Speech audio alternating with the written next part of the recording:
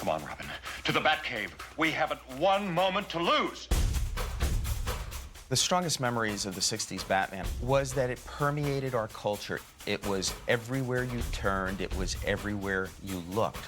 You could not walk into a store anywhere without seeing Bat this or Bat that. Holy sardine! Batman was a sensation. It was the Star Wars of its day. It was the Harry Potter of its day.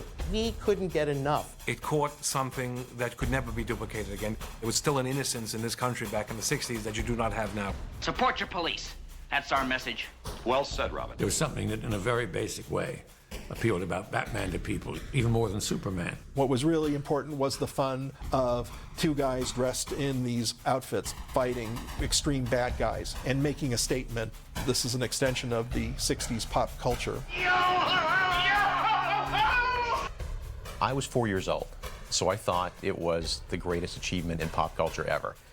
I'm 45, my opinion hasn't changed very much. I just thought it was a great translation of all the energy and joy that superhero comics is brought to the screen, and they hit it out of the park.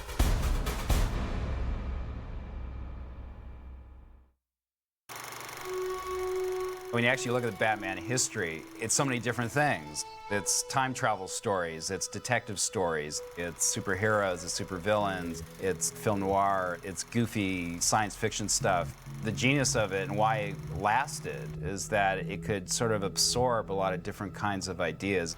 So in that sense, the TV show is just the culmination of a kind of zany take on comic books and on the character, which is actually consistent with the way the character was in the comics often. The movie was originally supposed to premiere first, and the TV show was intended to spin out of that.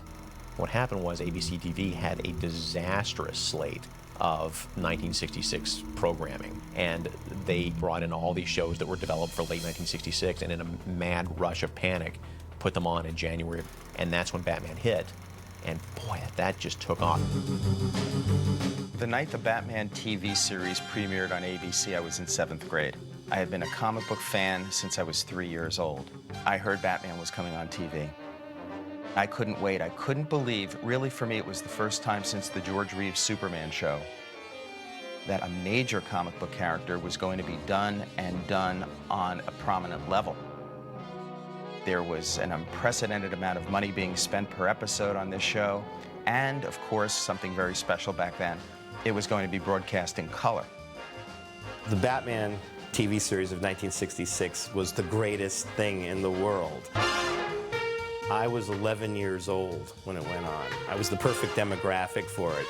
And I had loved comic books. I knew of Batman from the comic books. And this show was just eye-popping. I watched it from the very first episode. It debuted in the middle of the winter, and the next day it was all the kids could talk about at school. All they could talk about for the next 10, 12, 15 weeks, whatever, was who the next villain was, what was going to happen to Batman on the next night. The show was, of course, serialized. It was on Wednesday night, and then it had a cliffhanger, and then it was on Thursday night. It was fantastic. I believed he was really out there, and he really drove this Batmobile, and somewhere out there, Batman existed, and we were watching the telecasts of this. Batman was really a phenomenon, and it really hit like lightning. No one around the schoolyard could really talk about anything else. It would be like, did you see Batman? Man, it's really a cool show, yeah. And are you gonna watch next week? I remember suddenly every birthday party I went to, there was more and more Batman stuff. There were Batman masks, Batman costumes, Batman figures, and occasionally I'd bug my mother and say, hey, can I get a Batman figure? Can I send in for a Batman ring? Something like that. Adam couldn't go out without being mobbed. People wanted his autograph on the street. Everybody recognized him. He gave autographs. He was very polite to everybody, especially old ladies. He was wonderful. The show completely sparked my interest in comics. I really had no concept of what they were, but my dad came home and said, well, you like the TV show, you'll like this, handed me a comic book, and it's just, you may as well have handed me crack.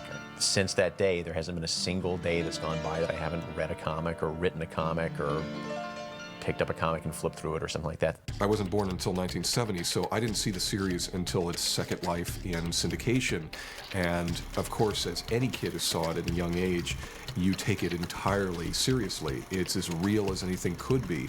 And for the decades that followed, it was the coolest thing that ever happened in terms of the larger community of people absorbing the very cool characters that inhabited comics. I first saw it with my brother in some friend's basement when we were kids. It was the first time I think I ever saw anybody wearing spandex. It was probably early 80s when we watched the reruns, and all my friends got into it. We'd all go to, his name was Doug Wolf, we'd all go to his house after school and watch Batman in his basement. And his mom would make us like peanut butter and jelly. We'll never have any idea whether if the movie had come first and then the TV show, if we'd had the same phenomenon that we ended up having. But whatever they did, it really worked. So by the time you had that show on the air for 4 or 5 months in every home in America, it was a weekly commercial for this big budget movie that was coming out in the summer.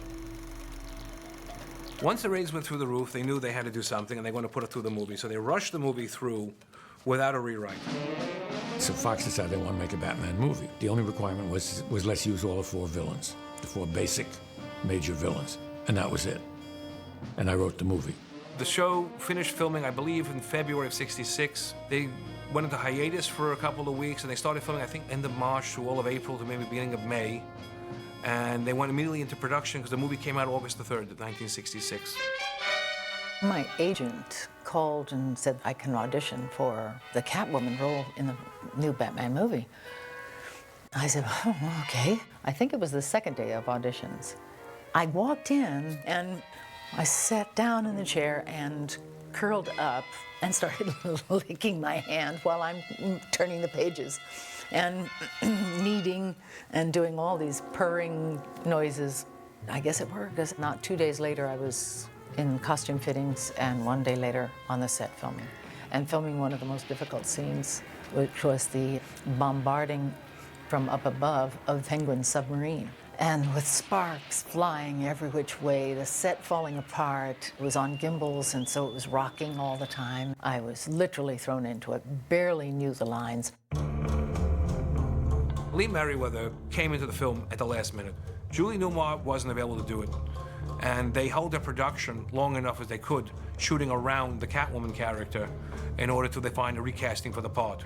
Cesar took her under his wing and he got her into the shot because she couldn't see with the mask on. Cesar Romero was wonderful. Well, they all were to the new kid on the block. They knew I hadn't done the role before. And if you watch that particular scene, you can see Cesar hold on to me, and he protected me at one time from sparks flying from one of the things that fall down. He was wonderful in that respect. I say it's crazy. I worked very hard to be that character. Of course, it was a farce, but you have to be very believable when you're playing farce. You cannot do it halfway. You have to throw yourself into it, and they all did. Burgess was one. There's a scene in the Periscope area when he says, "Run silent, run deep." Run silent, run deep. And he had the long cigarette holder in the cigarette, and he worked, got it just right, and run silent, run deep, and then it just goes like that. I love the movie. It has some wonderful things in it that I always liked. Commodore Schmidlap in the Batcave, Adam trying to get rid of the bomb. Quick! Everyone, flee for your lives! Into the street! Everybody talks about that scene. How do you get rid of a bomb? Originally in the script, he kept going by. Everywhere he went, the band was there.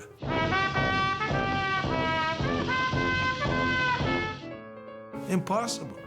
Go buys him. What does he turn around? And I said, well, I'll tell you what I'll need. He'll run by him.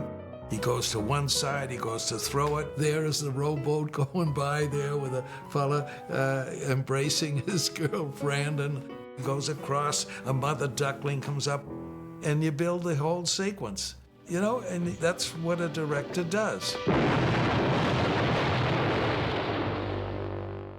In 1966, we didn't have DVD, we didn't have the internet. We only had 3 channels. And Batman was on one of those channels twice a week. That's unusual right there. It was the highest rated show. We couldn't get enough. So a Batman movie coming out, we couldn't wait. The first time I can remember knowing about the movie was the full-page ads that were taken out in all the comic books. It was an experiment. And how many TV series were turned into movies simultaneously when they were running on TV? What they were trumpeting was the fact that oh, this is more lavish and there's more money here and you're going to see spectacular things we couldn't possibly bring to you on a small screen or with a reduced budget. So it was a good marketing idea for them to band together the most predominant villains of the time into one picture. That just made sense. The four of them. Their forces combined. Holy nightmare! You know, TV was still kind of new, even in the 60s. It was only, 20 years old or so. There were some older people who had heard of this Batman phenomenon, but wouldn't dare turn it on their TV set. But here it was in the movies. You can come to the movies and see it. The wonderful thing about the movie is that the TV shows are half-hour episodes, and here we actually had a movie which is like an hour and a half, so it's like 3 episodes almost together. And so you have to remember it's like a drug. We couldn't get enough of this Batman, so to have it for an hour and a half was even better. Batman should have been here hours ago. Perhaps you didn't leave a clear enough clue in your apartment. Of course I did. I can't understand why Batman hasn't dashed into our track. A lot of kids like me were watching Batman in a movie theater in color for the first time. I had a black and white TV set. Although color TV was around in the 1960s, it was considered a high-end product. A color TV to an average middle-class family didn't really come around till the late 60s or early 70s. The Batman series, when it was shown on television here, of course, was only shown in black and white because colour television didn't come to the UK until 1969. And, of course, we just picked up the local film magazines and there was Batman in colour on the cover. And we thought, wow, this is what it looks like in colour. So that's why everybody rushed to the cinema. It wasn't just seeing the TV series in a much bigger, more blockbuster version. It was seeing it in colour. And that was very important to us when you had little tiny sort of black and white TVs at home. When I was 8 years old, this was my favourite film. I find it strange looking back on it that we even liked the Batman TV show when we couldn't see those eye-popping colours, the Riddler's green jumpsuit and all that kind of stuff, which is now so much a part of the appeal of that phenomenon. And yet we liked it straight in black and white, but when we saw it in colour, we liked it more. I went to see the Batman movie and sat through it twice, because I was able to do that. You could sit and watch a movie again. You stayed in the cinema, bought another ice cream, sat there and enjoyed it. Watched Batman, A Man Called Flintstone, which was its double feature, and then waited till Batman came on again. So we had plenty of opportunity to see this movie, and the kids just went in droves. I think we felt that when we dragged our families along to the movie, we again legitimised the fact that Batman was a very important thing. This is just not on TV, guys. We're going to the cinema to see Batman on the big screen. He's arrived. I can see why there were so many movie spin-offs from American TV shows at that time. There was a little mini boom in Britain for films that were equivalent to TV series. The Doctor Who movies were remakes of the TV show that was still running. But also in Britain at the time, there various feature versions of two-part Man from U.N.C.L.E. episodes were doing very well theatrically. There was certainly no hesitation in promoting the Batman film in the UK, and very quickly after its American release, I think they realised that the worldwide interest in Batman was such that a movie was the next step. The movies were very important, remember, to UK audiences, well, perhaps to world audiences, but to UK in the 1960s, it was considered a very important entertainment. So to actually see Batman on the big screen was something very special. It's all right, Robin. Holy heart failure! First saw the original Batman movie, probably some Saturday matinee, Channel 50 in Detroit, and I can recall my brother and I wondering why it was such a long episode, because it just kept going and going. As a kid, you just don't see the campiness as much. You just see it as real, and you take it seriously, and you think it's fun and exciting. I saw it the day it came out, because at that point I was pretty much a Bat fanatic, and so was my younger brother. And I think for a week prior it had been Batman, Batman, Batman. When are we going to see the Batman movie? Take us now, Dad. Are you done eating, Dad? Can we go to the Batman movie now, Dad? Can you eat at the movie theater? Can we eat afterwards? We just have to see Batman. We're going to miss Batman. That huge level of Batmania, that thing that swept the nation in '66, it was unlike anything anybody had seen since, the 1930s when Superman hit, and he was suddenly everywhere. And it wasn't again until the Beatles and Batman and then The Simpsons. There's only 4 or 5 things like that in all of American pop culture that were such gigantic phenomena in such a short period of time. And for that brief shining period of about 6 or 8 months or so when it was really strong, it was just Batman was everywhere. And at 4 years old, I couldn't have been happier. This movie came just over the height of the Batman TV show popularity. I think it was just on the downswing at that particular moment in time. So it pumped new life into it. And it was really a focal point for kids. And it was the kids who wanted to see the Batcopter, and the kids who wanted to see the Batboat or Batcycle. And that's really who it was aimed for, and I believe that's who embraced the movie when it came out. Batboat rocked. The Batboat was really cool because, you know, it had the fins on it, go really fast and everything. The Batboat, that glass-drawn Batboat that was sleek and came in handy whenever there was crime on the water. The Batcopter, which I also have models of all over the house because it's just, who fights crime in a copter? But, you know, it looked great. All the stuff, you know, was created for the movie because, I mean, they wanted it in the TV show, but there was no budget for it in the TV show, so they were able to do these things in the movie and then turn that over and use those things for the TV show. Well, the Batcopter and the Batboat were cool, but they weren't as cool as the Batmobile. Atomic batteries to power. Turbines to speed. Roger, ready to move out. That was another element of this show and this movie that us kids loved. I mean, it's Batman, it's the actors, it's the costumes, the villains, but that car, to this day, I mean, I don't know how a younger person feels, but anyone growing up in that era, that is the coolest car in the universe. There's just something really neat about that little cockpit and those exhaust pipes coming out of the back and the fins and the rocket engine and the bat insignias. You know that if you saw the Batmobile driving, speeding along, you wouldn't want to stop it. Cops aren't going to touch it. You just knew that this is badass. Love the Batmobile. So wanted a Batmobile. I would tell my dad, you know, like, if we have to buy a new car, why are we buying a Volkswagen? Can we buy a Batmobile? There must be one somewhere. Can we buy something that looks like a Batmobile? Can we at least get a car that's painted black that looks cool like that? But, you know, there was no Batmobile at the Dini house, I'm sorry to say. The car was amazing for its day. I remember going to the World's Fair in 1964 and 1965 in New York, and at the Chrysler Pavilion they had an advanced concept car, a turbo car. Well, to me, when I saw the Batmobile, it echoed back to that concept turbo car I had seen at the World's Fair. The Batmobile is still hands down the coolest car. I'd say it's cooler than the Millennium Falcon, any vehicle you want to pull from any sci-fi show or other car. Nothing is cooler than taking the Lincoln Futura from the late 50s and dressing it up the way George Barris did. The Batmobile is, to this day, the coolest car I've ever seen. And if it were street legal, I would be driving a Batmobile. If you go in my house, there is probably not a line of sight in my house somewhere where you cannot see a Batmobile.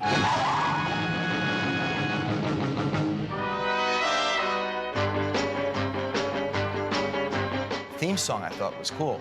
I thought it was really, really cool. And the fact that there were no words to the theme song other than just Batman. It became a hit record.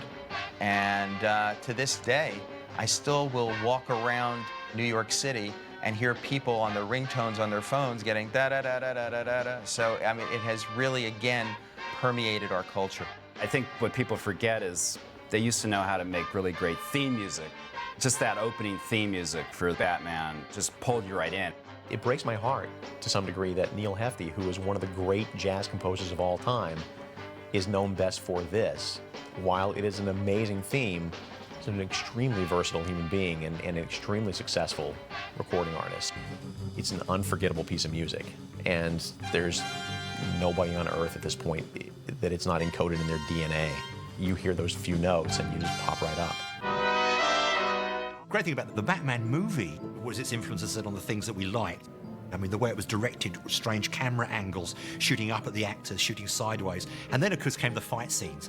I always thought the kapows, the splats and the bams were all there really, sometimes to hide the fact that maybe the fight scenes weren't perhaps as good as they should have been, but they were very realistic to me as a 12-year-old kid, and I thought they were fantastic. That kapow and that splat almost like leapt out of the screen at you. It wasn't confined by that little sort of 21-inch square that you had in the corner of the living room. They were trying to capture the feeling of panels of a comic book and the different angular ways artists approached drawing superhero comic books just by the tilt of a camera. They were trying to get the 4-color comic book experience loudly across to America and the world. And if you look again at the time of what was happening in the field of art, specifically pop art, again, you're talking about primary colors. So that was really the natural progression to make it feel like a comic book come to life. I think during the 50s you could see the culture, the pop culture was starting to reference itself. And you had modern artists that were starting to do art based on the comic strip characters. Then you got in the early 60s, you had a bunch of things coming together. You had artists like Lichtenstein who were taking images from the comics, just a single panel blow-up of a fist coming directly into camera and going pow or something. That was a feeling that was transposed, you know, very clearly into the Batman world. They took as much of that from art as they could and tried to transpose that. Andy Warhol, Mel Ramos, and Lichtenstein, the great modern artists, they were all doing kind of comic book theme art. The culture is starting to crack open like an egg, really. When we did the Pow and the Zap and all those things, I was totally conscious of the things in the art world, in the world of popular culture that were happening. And certainly Batman, in his bright colors and everything, was definitely a reflection of the thing of the times. That wasn't just me, I might say. That goes to the costume design, the direction, the production. That goes to Dozier, everybody who was connected with it. Comic books were being looked at not just as this throwaway anymore. It was suddenly being looked at with some time and distance, and as adults, they were looking at it as art, as an art form. Jules Feiffer put out his book in 1965, The Great Comic Book Heroes, which talked about his own personal childhood memories of reading comic books in the 40s and what it meant to him. And he was talking for his generation, which were of age at that time. So Batman fit in with what was going on in that mid-60s period. We were very much at the edge of a cultural revolution, a youth revolution, a sexual revolution, none of which is apparent anywhere in Batman whatsoever. The message is very clearly, support your law and order, support your police. And all the values of the show are based in traditional 1910, 1920, family values. So the fact that it was hip at all, I think, comes more from the look of it than from the underlying message. And maybe that was part of the popularity. Maybe they managed to so beautifully wed the attitude of a very conservative post-war America with a splash and a look and the visuals that were very hip and very now at the time. When you talk about escapist entertainment, let's set the stage. Where was America at that time? It was a time where a lot was going wrong. You had protests, demonstrations on college campuses were well underway. You had civil rights movement that was moving toward rioting in the streets of many cities. There was the beginnings of the women's movement. There was a lot at that moment worth escaping from. And I think that the timing was just right to bring in a hero on purely fantasy terms that would get us away from what was going on. So pure escapist fare like Batman, the timing just couldn't have been better. I think when you look at the whole Batman history, if you go back to the earlier Columbia series of the 1940s, then you look at the TV series with Adam West in the 1960s, then you come up to the more later Batman movies. I think the interesting thing about each one has been a progression. Each one has explored the character and changed it in some way. In the kind of pop-arty sort of feel of the 1960s, Batman was absolutely right. It reflected the comics reflected the series, and it was perfect. I think I really have a new appreciation for the TV show and the movie because they came out at a time when it really saved the Batman comics. It really gave a shot in the arm to the whole industry along with what Marvel was doing. The TV show and movie both helped and hurt the Batman comics. It helped in regard to sales. Sales went through the roof. Batman comics were selling over 1 million copies an issue. You look at the sales figures on the first issue after the TV show hit, and circulation went from about 350,000 a month to 1 million copies a month overnight with a complete sell-through. Batman comics were selling out everywhere. In fact, DC found anything that it put out where it featured Batman predominantly on the cover was selling. It was only in the aftermath of Batman, the TV show, and Batman, the movie. When that all disappeared, the comic book sales plummeted. And in fact, one of the things that really helped Batman re-find his audience and re-appeal to his audience was a new reinvention of the character by Denny O'Neil, writer, and Neil Adams, artist, which brought Batman back to his darker roots. More and more, bit by bit, everything began to change until Frank Miller came in 1986 and deconstructed Batman and reinvented Batman in the famous graphic novel The Dark Knight Returns. It's interesting to see the difference between the Batman of the 1960s and the Batman of the 80s and the 90s. Batman became a darker figure, the Caped Crusader, he became a Dark Knight, became almost more like a villain as well in the way he dressed and the way he looked. I think there was actually a backlash against the kind of fun feel that Batman had in the 60s, and there was a desperate attempt to get away from that, to avoid that sort of surreal, campy kind of feel. When I was 4, I thought it was high drama.